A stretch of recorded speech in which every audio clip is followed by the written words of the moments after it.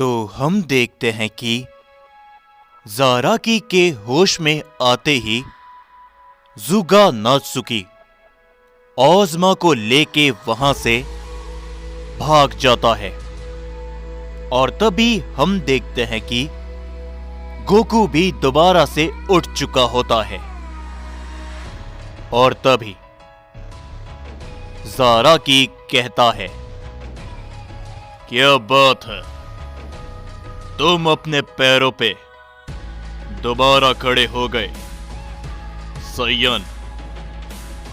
जिसके ऊपर गोकू भी कहता है, यही बात मैं आपके लिए भी कहना चाहता हूं ज़ाराकी।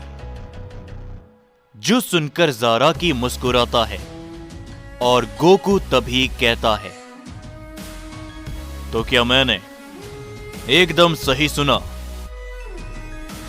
आपने क्या उन ओमनीपोटेंट्स का साथ छोड़ दिया है? जिसकी ऊपर ज़ाराकी कहते हैं, हाँ बिल्कुल, तुमने एकदम सही सुना। ये ओमनी गॉड्स ये किसी के भी नहीं हो सकते। मुझे शुरुआत से इस बारे में मालूम था कि ये मेरे पीठ पीछे वार जरूर करेंगे और अब मुझे सब कुछ समझ में आ चुका है। जिसके ऊपर तभी वेजिटा गोकू के पास आते हुए कहता है, हे कैकरॉट, तुम ठीक तो हो ना? तुम्हें काफी ज्यादा चोट आई है। पर तभी गोकू कहता है, वेजिटा चिंता मत करो, मैं एकदम सही सलामत हूं। बस कुछ समय और की बात है। तो ज़ाराकी, क्या आप अपनी उस लड़ाई को जारी रखना चाहते हो या फिर अब आप भी हम सभी का साथ देना चाहते हो? जिसके ऊपर ज़ाराकी एकदम शांत होते हैं। ज़ाराकी के पीछे ओरायन और याहिको आके खड़े होते हैं। तभी हम सभी यामोशी को देखते हैं, जो कि कहता है, लॉर्ड ज़ाराकी, अगर आप उन ओमनीपोटेंट के खिलाफ हो और वो ओज़मा वो भी यहां से जा चुका है, तो अब आप हमारा साथ दोगे, क्यों है ना? अकुमो भी तभी कहता है, बिल्कुल, इस समय पर आपको हमारा साथ देना चाहिए, क्योंकि आपके कारण हमने किंग वकासा, किंग कैकरॉट और ज़ोनार्क को खो दिया। मैं बस आपका निर्णय सुनना चाहता हूं। जिसके ऊपर तभी गोकू भी कहता है, महान सैयन ज़ाराकी, आपको एक और मौका मिल रहा है अपने सैयंस का साथ देने का, तो क्या कहते हो आप? जिसके ऊपर ओरायन तभी कहता है, बेवकूफो, क्या बकवास कर रहे हो और किसके सामने? भूल तो नहीं रहे, इन्हें महान बनने की जरूरत नहीं, ये पहले से ही है और हम तुम लोगों का साथ आकर भला क्यों दे? जो सुनकर वो सभी लोग हैरानी में होते हैं, लेकिन तभी ज़ाराकी कहते हैं, रुको ओरायन, मैंने ऐसा तो नहीं कहा कि मैं तुम लोगों का साथ नहीं दूंगा, लेकिन मैं ये भी नहीं कह रहा कि मैं तुम्हारा साथ दूंगा। जो सुनकर गोकू कहता है, क्या आखिर आप भला कहना क्या चाहते हो? हमें कुछ भी समझ में नहीं आ रहा, साफ साफ कहोगे? जिसके ऊपर ज़ाराकी गोकू की ओर आगे बढ़ते हुए कहते हैं, साफ साफ कहूं तो मेरा मकसद शुरुआत से एकदम साफ है।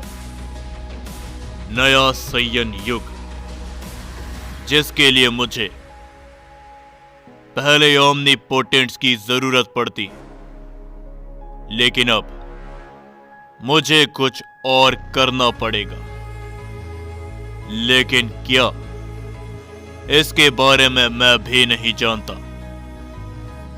लेकिन हां, तुम सभी सैयन्स मेरे मकसद के साथ में नहीं हो। मैं सैयन युग चाहता हूं और तुम अपना मल्टीवर्स। इसीलिए मैं तुम लोगों के साथ में नहीं हूं।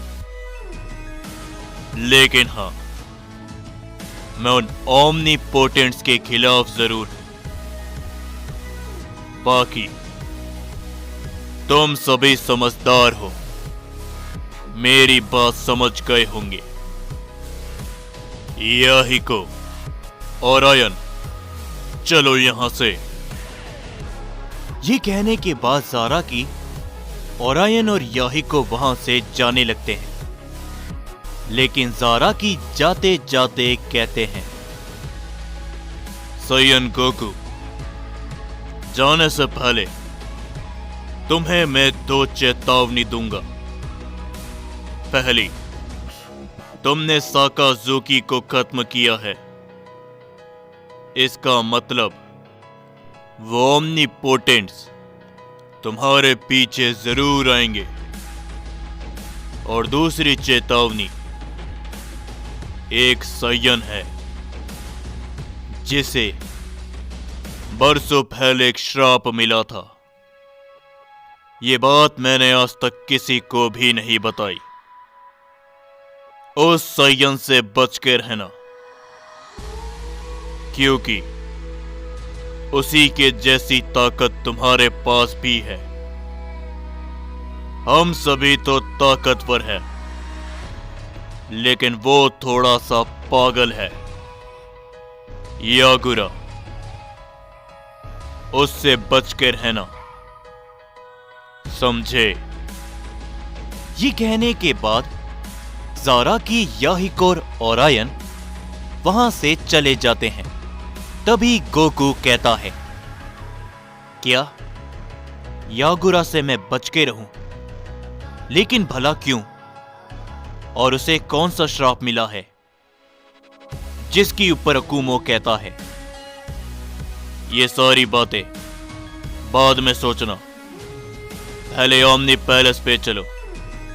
सभी लोग अपने आप को सुरक्षित करते हुए और हील करते हुए। ये कहने के बाद वो सारे सैयन्स अपने मल्टीवर्स में दोबारा लौट जाते हैं। और उसी के बाद हम सभी ज़ेनोसामा के दूसरे छोर पे यागुरा को देखते हैं, जो कि दोबारा से खड़ा होता है और वो उठते हुए कहता है, क्या वो आखिर भला क्या था? ओमनीपोटेंट, वाकई में वो ताकतवर था। मुझे उसे मजाक में नहीं लेना चाहिए था। उसने सिर्फ अपने एक ही हिट में मुझे एक मल्टीवर्स के बाहर फेंक दिया। ओमनीपोटेंट बीइंग मजाक नहीं है। खैर, सब कुछ शांत हो चुका है। शायद पिताजी को दोबारा होश आ गया हो। और अब मुझे भी ज्यादा देर नहीं करनी चाहिए। मुझे उस सयन से जल्दी ही दोबारा मिलना होगा और उसे उस एनर्जी की सच्चाई बतानी होगी। और उसके बाद तो ये कहने के बाद यागुरा वहां से आगे बढ़ जाता है। वहीं पर हम सभी ओमनी पैलेस पे देखते हैं। सभी सेयंस ओमनी पैलेस के बाहर पहुंच चुके होते हैं और तभी वेजिटा कहता है, चलो आखिरकार कुछ समय के लिए तो अब शांति मिलेगी। वेजिटा की बातों को सुनकर वो सभी मुस्कुराते हैं और वो ओमनी पैलेस के अंदर जाते हैं। लेकिन तभी वो सभी देखते हैं कि ज़ेनोसामा, आकागिनु दोनों ही जमीन पे गिरे हुए होते हैं। राइजो काफी ज्यादा घायल होता है, लेकिन राइजो अभी भी खड़ा होता है। ये देखकर वो सभी लोग चौंक जाते हैं और तभी यामोशी की नजरें आसुना के ऊपर पड़ती है। आसुना एक तरह की जंजीर से बंधी हुई होती है।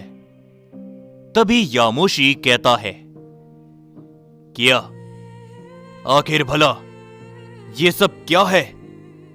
राइजो, ज़ेनोसामा, आकागिनु। तभी हम देखते हैं उस एंजल को जो कि मुस्कुराते हुए वहां पर खड़ा होता है और वो कहता है, क्या बात है, सही समय पर आ गए तुम लोग। समझाओ इस बेवकूफ सयन को। ये हार नहीं मान रहा। मैं देख सकता हूं कि इसे काफी सारी चोट लगी है। मैं चाहूं तो इसे एक ही झटके में खत्म कर दूं, लेकिन मैं ऐसा चाहता नहीं।